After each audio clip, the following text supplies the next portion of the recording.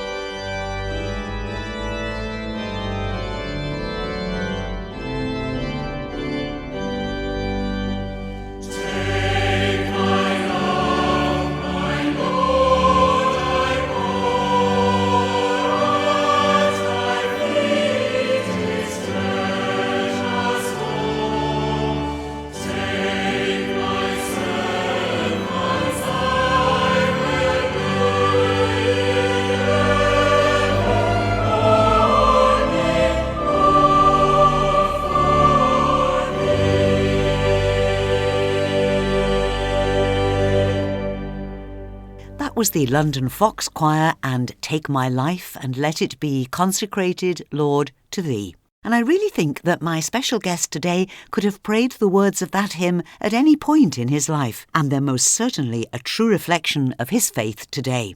On Thursday morning, I went down to the paddock to meet Andy Haynes, who's here to compete in his second TT as sidecar passenger for experienced driver John Shipley. Andy is also a Methodist local preacher, and we sat on the tailgate of his van with all the activity of the paddock going on around us so that I could discover the story of the racing preacher.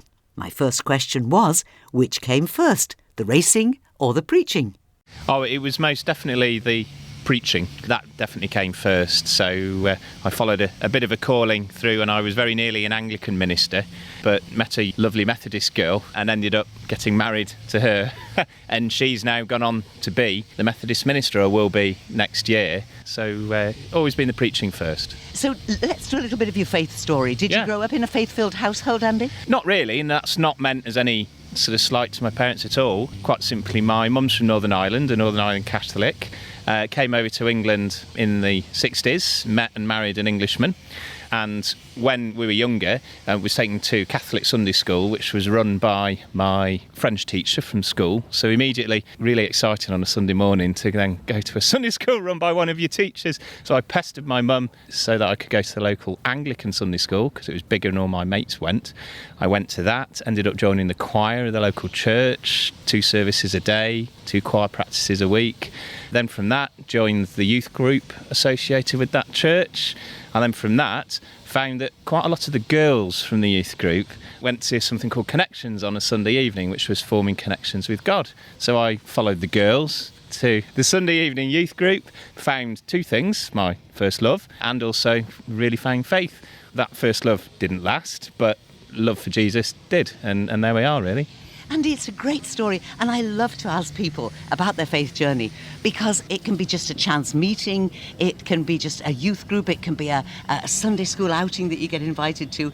Oh gosh, yes, and certainly that's sort of how I very much met my wife, through that sort of chance or God incidents rather than coincidences, sometimes people say, in that a friend, actually her ex-boyfriend, was part of a Christian rock group that we used to do services together. So I would preach and do the talky bits and my other friends would play the music. And the long and short of it was, as part of the youth ministry degree my wife was doing, she needed to do some voluntary work in a secular environment. I was helping run a day centre for the homeless at the time. So she came and volunteered for me at the start of the week, and by the end of the week I was wanting to volunteer for her as a husband ultimately, and that's how we met. And literally Louisa and I met, and within 4 days she proposed to me, and I said yes, and that was 16 years ago. And I was very close to going on the Anglican Selection Conference for the weekend too, and everybody's saying you're a shoo-in to be a minister. However, I went to the meeting on the Monday before the weekend, bounced through the door and said to the guy supporting me, met this wonderful Methodist girl I'm going to marry, and he said, you know what, go away and be a husband, just become a couple, become a husband, and if God calls you back to this, then he will. And I was fine with that. I said this to Louisa. She was really bothered by the fact that her coming into my life had taken me away from my call to ministry. My instant reply, and I know it was the Spirit that put the words there, was quite simply, well, maybe my role in ministry is supporting you in yours. And as I say, she's halfway through her ordination training at the moment, so that's clearly where God's taken our lives. With our kids, we're very much bringing them up, just quite simply, do the best that you can and just be a positive contribution in the world. Of course, we want them to do well at school and we try our best to help them. But equally as well, we're always saying to them, just do the best that you can. And if the best that you can is 4 out of 10 in your spelling tests, fine. You know, yes, let's try and help you make sure that that is the best that you can do. But fine, not everybody's gifted at spelling. And if you're going to go off to university or whatever, as everybody likes to think that's the career path, fine. But if it's not, there are very valuable people in the world who do all sorts of roles. So just do the best that you can is our motto, really. Are they interested in your preaching and the spiritual side of you and your wife's life? Increasingly so, yes, because they're 13 and 10. Samuel's 13 and Esther's 10. And they're both very aware that the reason they have those names, Samuel, the story in the Bible that he hears God calling and realises it's God's call.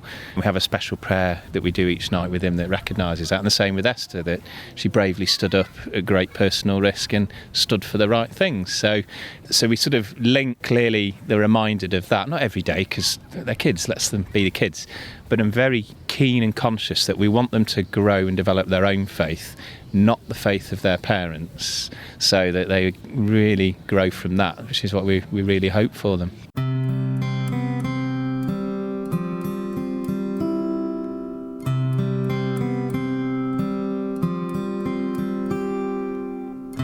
I, the Lord of sea and sky, I have heard my people cry, all who dwell in dark and sin, my hand will save. I who made the stars of night, I will make their darkness bright. Who will bear my light to them? Whom shall I send?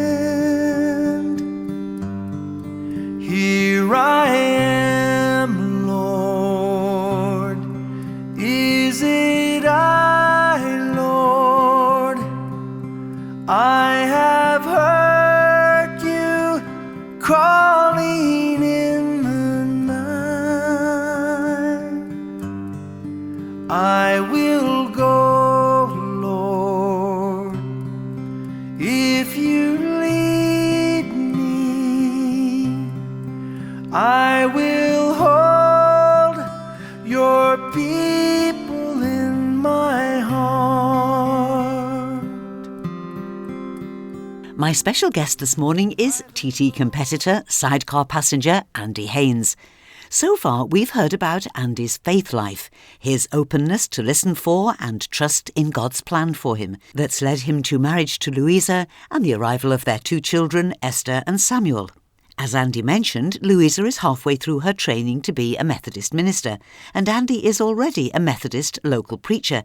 So I think at this point we do need to find out about the racing connection. Well, quite simply, I've always liked bikes, motorbikes. I used to have to walk to school, and I had to walk past a motorbike shop, Wiley in Holland, motorbikes in Market Drayton in Shropshire, and always loved stopping and seeing the bikes. Then joined the local motorcycle club. Didn't have a bike, but managed enough money to buy a helmet, so I got to ride on the back of lots of bikes. Went to a race meeting, saw a sidecar race at that meeting, and always thought, I fancy having a go at that. But not the driving bit, the passengering bit. And then girls and life and work and other adrenaline-fueled hobbies just happened. And then for my 40th, I came over here to watch the TT. Got talking to a guy in a hedge, as you often do here. Turns out he's a sidecar passenger, and I said, I'd love a go at that, but I don't know whether I'd be any good or if I'd like it. And he said, you seem to have the right approach of it's not just bravado. He gave me a website. Through that, got in touch with a couple of people. Before you knew it, I was sat on a sidecar and found reasonably quickly, reasonably straight away, 1, I enjoyed it, and 2, I was reasonably okay at it, and then I've just learnt and gone from there. The bit I very much enjoy about passengering is getting the sidecar to do what the driver wants. So if the driver's confident and isn't having to think at all about the passenger, that's where you want to be, because so the driver can just focus entirely on driving the thing. And I enjoy just sort of feeling what the sidecar's doing, even your hands and your feet and any bit of body that's in touch with the sidecar, you can sort of see how it's handling, and I can adjust my weight to deal with that. And then it's especially important round here, whereas on a racetrack, if you run a little bit wide, there's rumble strips or grass. Here there isn't that, so I quite enjoy it's going to be bumpy through here, so a little move over here can just help keep the sidecar more flat and those sorts of things. John paid me a really good compliment last year towards the end of the week. They said, over the mountain, I just looked once or twice to check you were still there, because throughout the rest of the course I've never really had to think about you. So that's a good compliment. You've got to get on well off the bike as well as on the bike, because really we're here for 2.5 weeks and we'll only not be able to talk to each other for about 40 minutes when we're doing 2 laps, and a bit longer when we do the 3-lap races. So we spend a lot of time in each other's company. And passengers will always say sometimes drivers are funny beasts, because very much they've got to steer and control it. So John, my driver, thinks a lot about things but doesn't overthink things, so you're going to give him some space to think, but equally as well then know the right moment to just talk to him about little bits about the bike or the suspension setup, and we'll do some laps together, and he'll be talking about, well, I need to do this here and it's a bit bumpy there, and I go, okay, well, what I'm normally doing here is this. So I'm sat there sometimes thinking, right, well, if he's saying it's a bit bumpy and a bit skittish here, then I can think, right, well, I'll just move a bit more there, which should help settle the bike. And then quite often what we'll do is maybe do that on 3 or 4 points of the course, because it's a big course.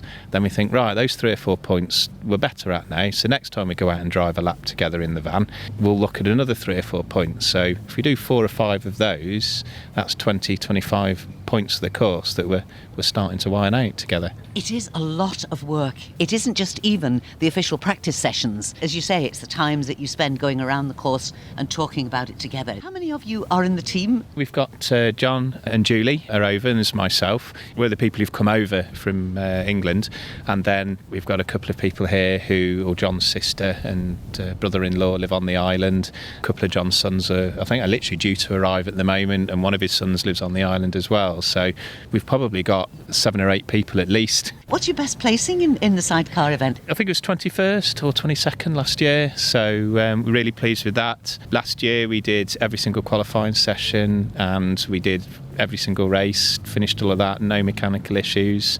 This year, we've done all the laps that we could possibly do, which is unfortunately only 2 so far, but they weren't 2 good laps because of some suspension issues. Do you race anywhere else during the year? Yes, with John, the same guy here. I race in the British F2 Sidecar Championship, so that will probably see us out 9-10 times, as well as the TT. And over in the island, I also race classic outfits, and I did the pre-TT last weekend, and we got a 4th and a 3rd. So really pleased with that. Excellent. You race with a very obvious Christian presence. You have the cross on your leathers. Yes. The Bible verse that I have is Acts 20:24, which is, "However, I consider my life worth nothing," which is always a bit amusing, people say in sidecars. "However, I consider my life worth nothing. My only aim is to finish the race and complete the task the Lord has given me, that of testifying the good news of Jesus Christ." Do people talk to you about it, Andy? Yes. I'm not in your face with any of it at all, but people do. Christians who see it say, "Are you a Christian?" I say, "Well, it's a bit obvious if you've got a cross and a Bible verse on you, yes." Whereas other races will say, "Do you believe in any of that stuff?" And I like a bit of banter with people, and I like to think I've got a bit of a sense of humour and we have a laugh. But people will say, "See, do you believe in that sort of stuff?" And I go, "Yeah."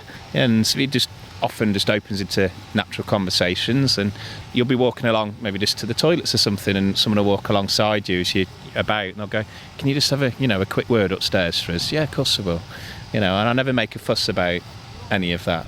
Seeing you around after 3, 4, 5 days here, if somebody did have something on their mind, they would perhaps be drawn to thinking that they could have a chat with you about it as being somebody who would naturally empathise or understand.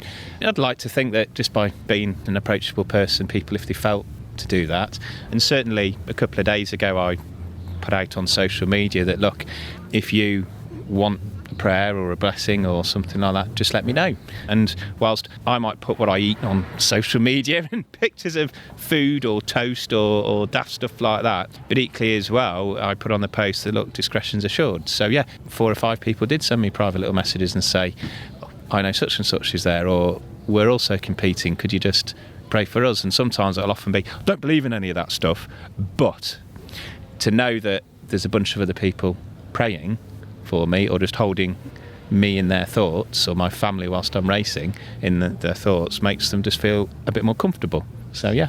Wonderful ministry. I'm sure this gives you loads and loads of brownie points as far as your children are concerned. How does your wife feel about you doing this, Andy? She's not a fan of the racing at all. However, what she would say if she was here, and I never make any secret of it, she would say, "I wish he wouldn't race, and I don't want him to race. I've had a couple of accidents, and obviously that raises the anxiety stakes up even more."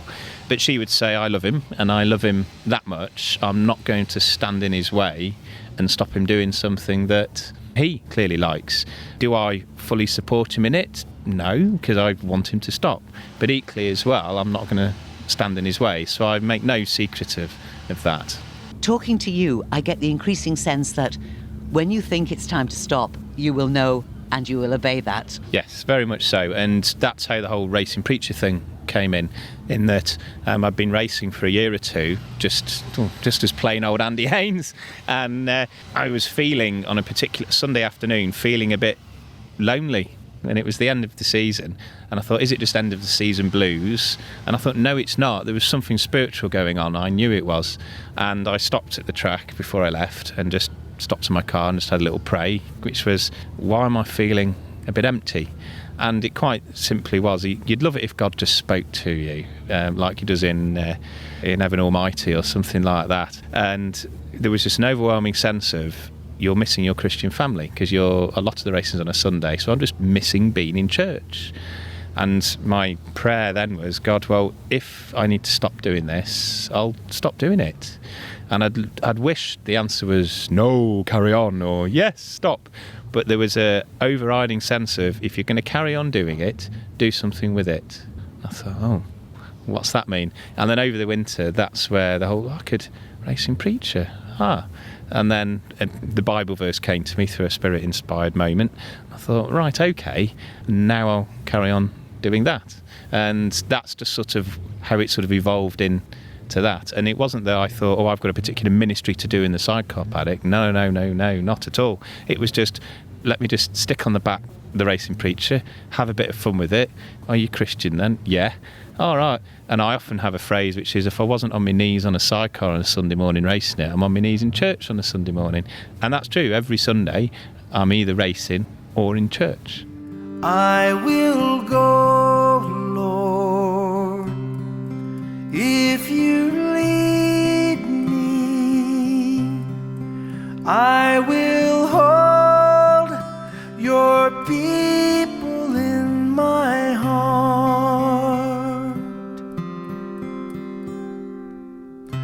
I, the Lord of snow and rain, I have borne my people's pain.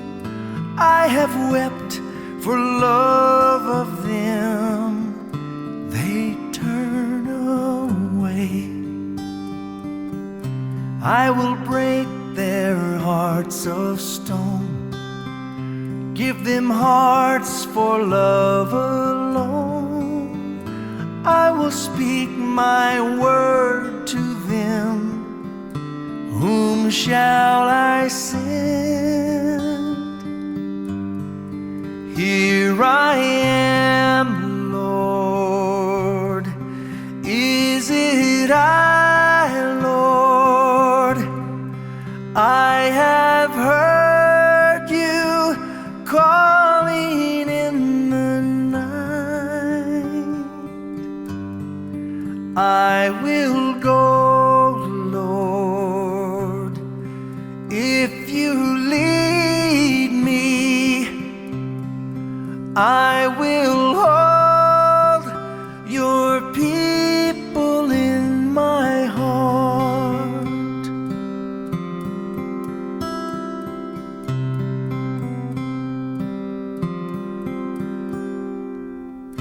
I, the Lord of wind and flame, I will tend the poor and lame.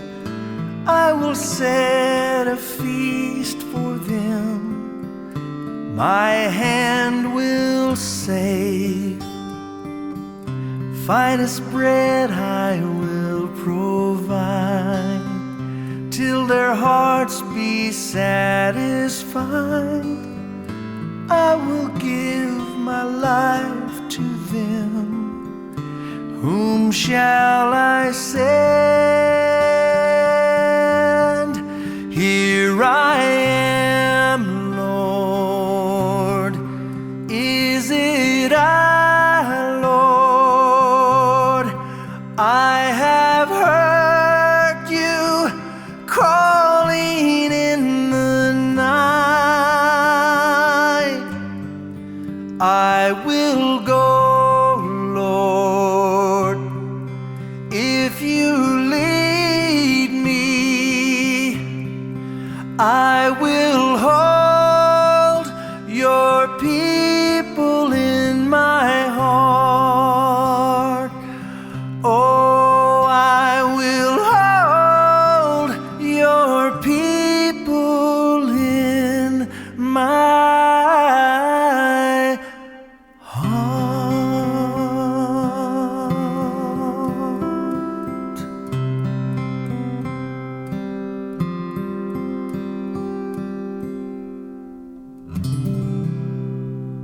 Thank you to my special guest today, bringing the spirit of the TT to the programme, the racing preacher Andy Haynes. And our other hymn today, another hymn of obedience, Here I Am, Lord, is sung by Colin Ray. Thank you for listening to this week's Praise Podcast. There's a new Praise Podcast available every Sunday morning.